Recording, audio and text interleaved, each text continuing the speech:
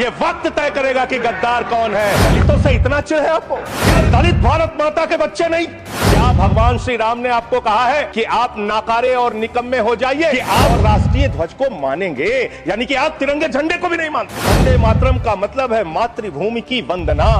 हमारे एक ऊर्जा मंत्री हैं, माननीय मंत्री जी AK शर्मा जी, उनके सामने व्यापारी लोग पहुंचे, उन्होंने कहा 21 घंटे से लाइट नहीं आ रही, 21 घंटे से लाइट नहीं आ रही, व्यापार बर्बाद हो रहा है, बच्चे रो रहे हैं, हमको गर्मी में बिजली दे दो।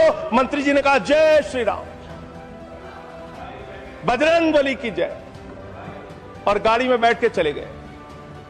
मैं आपके माध्यम से सरकार से पूछना चाहता हूं, क्या भगवान श्री राम ने आपको कहा है कि आप नाकारे और निकम्मे हो जाइए और जनता को अंधेरे में रखिए, बिजली ना दीजिए? यह क्या भगवान श्री राम ने आपको कहा है? यह शिक्षा आपको भगवान श्री राम ने दी है? मान्यवर, मुझे वंदे मातरम आम आदमी पार्टी की रैलियों में, आम आदमी पार्टी की सभाओं में भारत माता की जय और वंदे मातरम जोर जोर से लगाए जाते हैं। किसी दिन लगाने का मन हो तो आ जाना हमारी पार्टी के कार्यक्रम में, आपसे ज्यादा तेजी के साथ वहां पर वंदे मातरम लगाएंगे। सदन में भी लगाना चाहते हो लगाओ।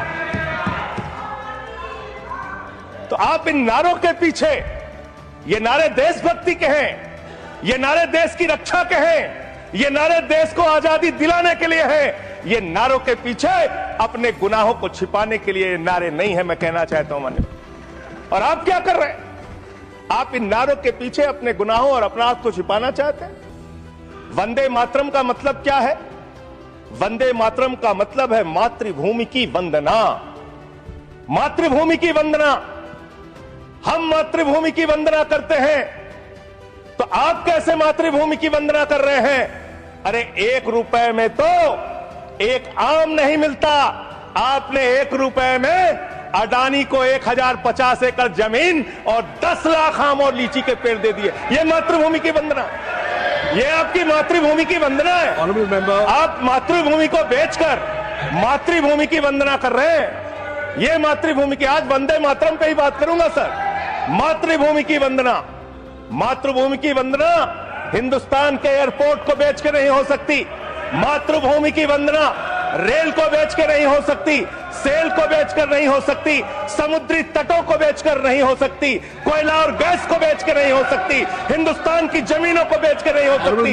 तुम लोग मातृभूमि को बेचने वाले लोग हो, तुम मातृभूमि की वंदना करने वाले लोग नहीं हो। मान्यवर, वंदे मातरम पे ही सुनिए, आज वंदे मातरम के अलावा कुछ बोलूंगा ही नहीं। मातृभूमि की वंदना, इस मातृभूमि की वंदना में जब यहां पे लीडर ऑफ द अपोजिशन बोल रहे थे, मान्यवर, honourable I am not yielding sir, I am not yielding sir, sir I am not yielding sir, I am not yielding sir. जब लीडर ऑफ अपोजिशन बोल रहे थे, ऑथेंटिकेट प्लीज देन, जब leader, sir I am not yielding, sir I am not yielding. जब यहां पे leader of opposition बोल रहे थे, नो पॉइंट ऑफ ऑर्डर, खड़गे साहब, उनके मुंह से नो पॉइंट ऑफ ऑर्डर, दलित शब्द निकल गया, दलित शब्द निकल गया। पूरी की पूरी भारतीय जनता पार्टी हाउस में खड़े होकर विरोध करने लगी। दलितों से इतना चिढ़ है आपको? क्या दलित भारत माता के बच्चे नहीं? क्या पिछड़े भारत माता के बच्चे नहीं? क्या आदिवासी भारत माता के बच्चे नहीं? अगर दलितों, पिछड़ों, आदिवासियों की बात होगी तो आप विरोध करोगे? आप विरोध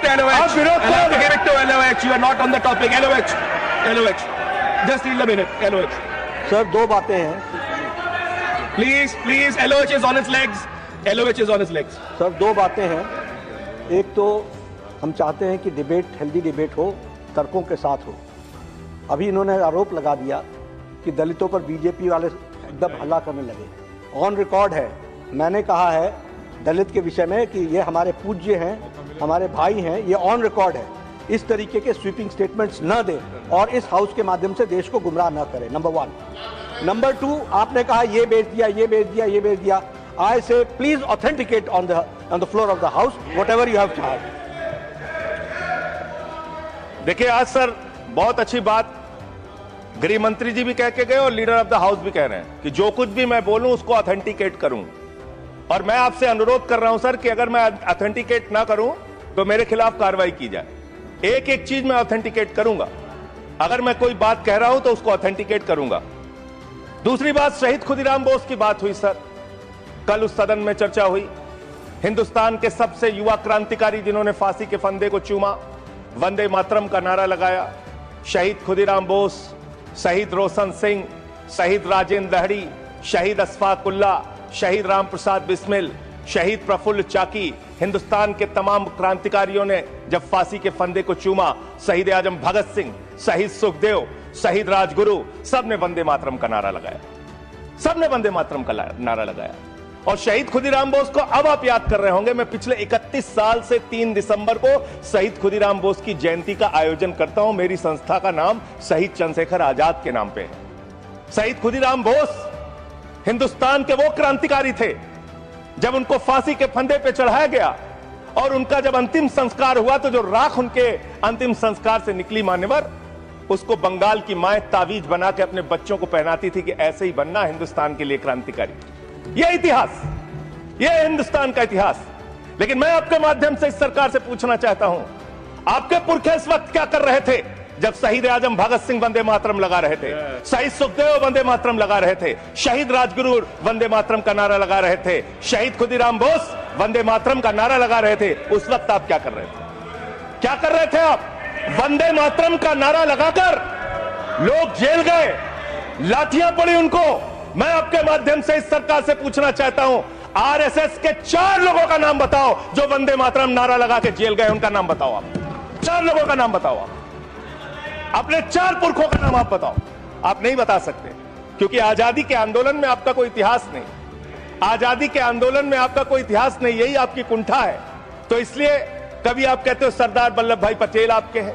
अरे भैया, सरदार वल्लभ भाई पटेल ने आरएसएस के ऊपर बैन लगाया था, यह रिकॉर्डेड हिस्ट्री है। और जब 18 महीने जेल में रखा गया आरएसएस के लोगों को राष्ट्रपिता महात्मा गांधी की हत्या के अपराध में, जब उनको छोड़ा गया, बैन हटाया गया, तो उसमें शर्त लगाई कि आप राष्ट्रीय ध्वज को मानेंगे, यानी कि आप तिरंगे झंडे को भी नहीं मानते थे।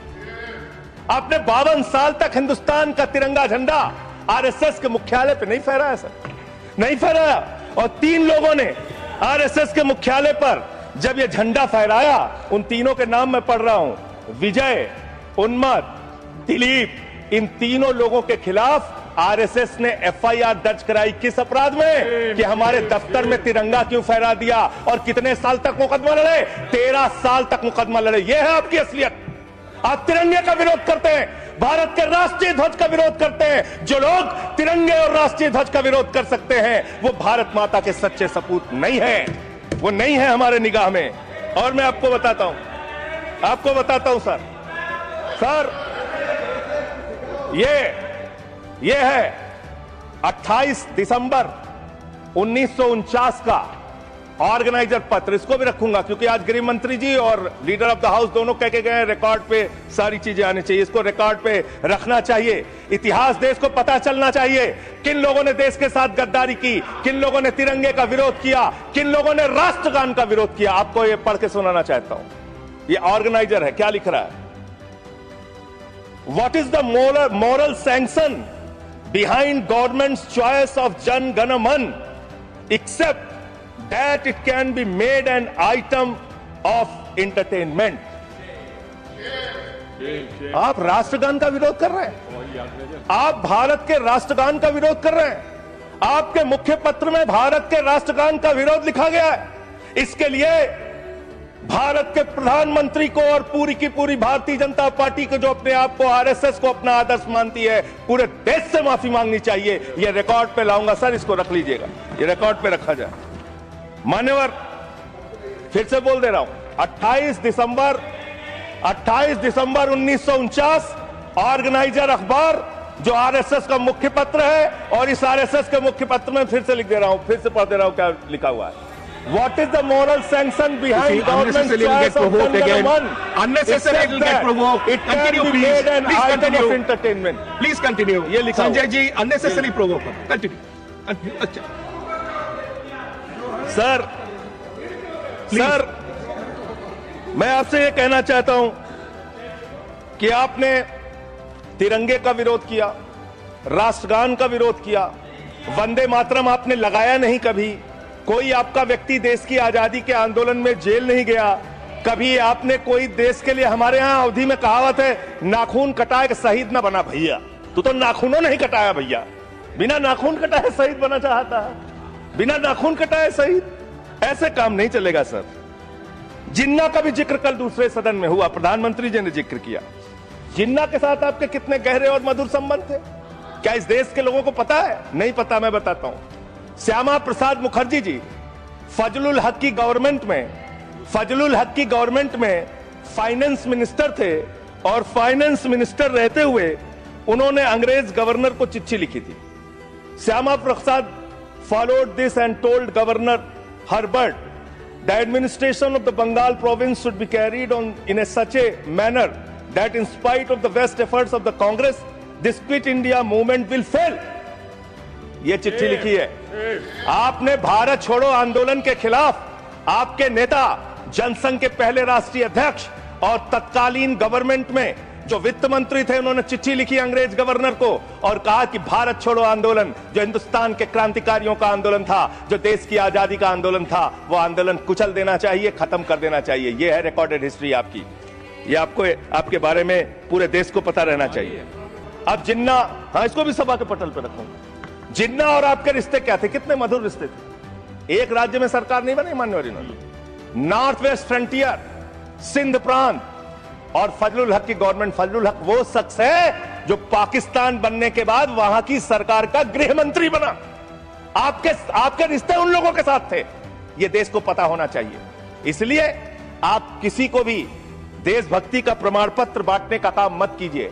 आप वंदे मातरम लगाने का काम कर रहे हैं और देश की सुरक्षा के साथ खिलवाड़ कर रहे हैं। आप भारत की सेना को 4 साल के अग्निवीर पे लेके आ गए, जो हिंदुस्तान की सीमा की सुरक्षा करने वाले हैं, जो वंदे मातरम का नारा लगाते हैं हमारे जवान, हमारे सैनिक, जो -50 डिग्री टेम्परेचर में सियाचिन में और +50 डिग्री टेम्परेचर में जैसलमेर में भारत की सीमाओं की रक्षा करते हैं, इस मातृभूमि की रक्षा करते हैं। उनके पीठ में छुरा मारने का काम आपने किया, उनकी नौकरी 4 साल की कर दी अग्निवीर की।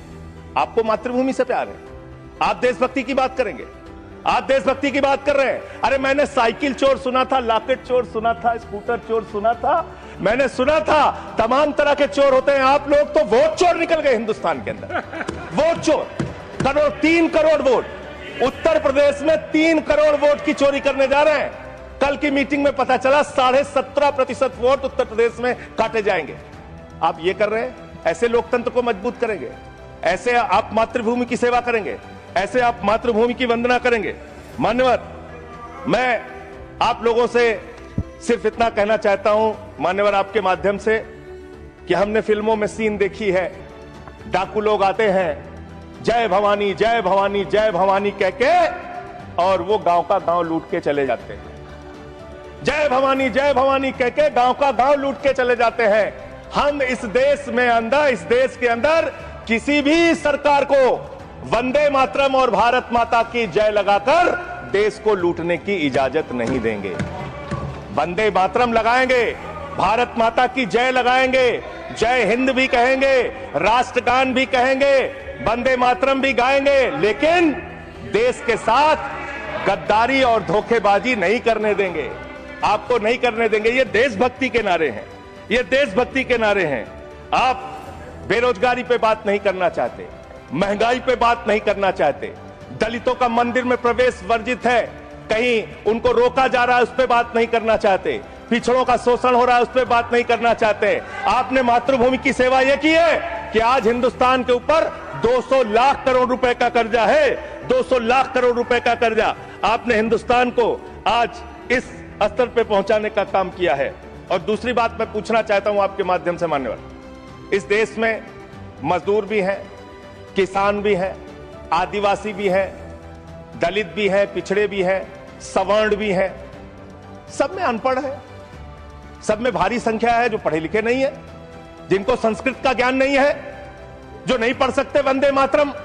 तो आप उनको कह रहे हैं कि वो देशभक्त नहीं है। मैं आपके माध्यम से कहना चाहता हूं, वो देश को लूटने वाले अडानी जैसे पूंजीपतियों से ज्यादा बड़े देशभक्त हैं, जो अपने बच्चों के लिए श्रम करते हैं, मजदूरी करते हैं, कुली का काम करते हैं और अपने बच्चों का पेट भी पालते हैं, देश की भी सेवा करते हैं। वो आपसे ज्यादा देशभक्त हैं। उनकी देशभक्ति को आप इससे चेक करने का काम मत कीजिए, इससे पैसे इससे उससे परीक्षा करने का काम मत कीजिए। मान्यवर, मैं अंत में एक और बयान आया, उसका जिक्र करके अपनी बात को खत्म करूंगा। अभी SIR की प्रक्रिया के तहत उत्तर प्रदेश के मुख्यमंत्री ने कहा कि डिटेंशन सेंटर बनाए जाएंगे। 80 लाख लोगों के वोट आपने बिहार में काट दिए, वहां कितने घुसपैठिए मिले आपको? अरे भाई, ये भी मातृभूमि की बात हो रही है। आप लोग चाहते हैं बांग्लादेशी यहां पे आ जाएं, मातृभूमि की सुरक्षा को खतरा हो जाए? आपको तो चिंता वही है ना, वही तो बात कर रहा हूं। कितने बांग्लादेशी घुसपैठिया मिले? कितने बांग्लादेशी घुसपैठिया मिले? कितने बांग्लादेशी घुसपैठिया मिले? मात्र 315, जिसमें नेपाल के बाकी लोग सिर्फ 78 मुसलमान मिले। वहां 80 लाख लोगों के आपने वोट काट दिए। अब आप कह रहे हैं उनको डिटेंशन सेंटर में रखेंगे। उनको डिटेंशन सेंटर में आप रखेंगे जो हिंदू हैं, जिनके जो पूर्व IAS हैं। आप इस देश का सिर्फ माहौल बिगाड़ना चाहते हैं। आप इस देश को सिर्फ नकली नारों के पीछे सिर्फ आप अपने आप को छिपाना चाहते हैं।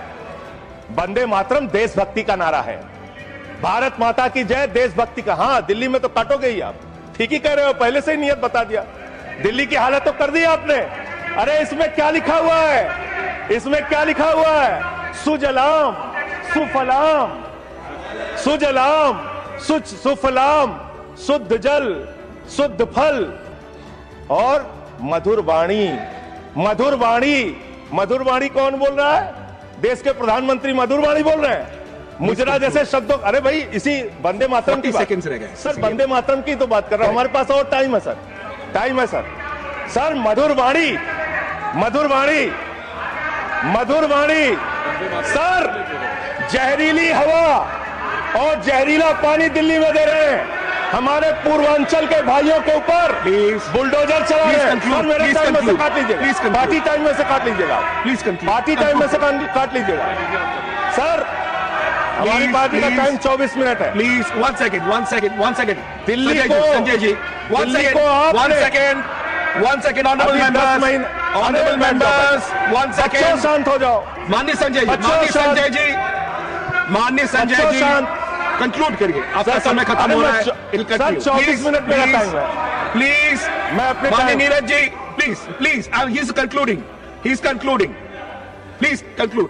10 सेकंड सर, प्लीज कंक्लूड। आपका समय समाप्त हो गया। सर मेरी पार्टी का समय 24 मिनट है। ठीक है, मेरी पार्टी का समय 24 मिनट है। और कोई स्पीकर नहीं है आपके? स्पीकर एक और है, उनमें से आप काट लीजिएगा समय। मैं कह रहा हूं ना, हाँ, ये हमारा अधिकार है, पार्टी का अधिकार है। तो मान्यवर, 10 महीने में आपने दिल्ली की वो हालत कर दी। जहरीली हवा यहां पर आने लगी। दिल्ली को आपने दुनिया का सबसे प्रदूषित शहर बना दिया। बच्चों शांत हो जाओ, बच्चों शांत, बच्चों हल्ला मत करो, शांत हो जाओ। अरे मैं एक मुख्यमंत्री इन्होंने बनाया है, कंक्लूड करिए सर। एक मुख्यमंत्री बनाया इन्होंने, प्लीज खत्म कर रहा हूं, प्लीज। एक मुख्यमंत्री बनाया है जिसको ये नहीं मालूम कि AQI होता क्या है। कंक्लूड, वो टेम्परेचर बता रही है। ये हालत है। तो इसलिए मैं अंत में इन्हीं लाइनों के साथ कि पहले ये तय करो कि वफादार कौन है। ये वक्त तय करेगा कि गद्दार कौन है। ये वक्त तय करेगा कि गद्दार कौन है। पहले ये तय करो कि वफादार कौन है। ये वक्त तय करेगा कि गद्दार कौन है। वंदे वंदे वंदे वंदे।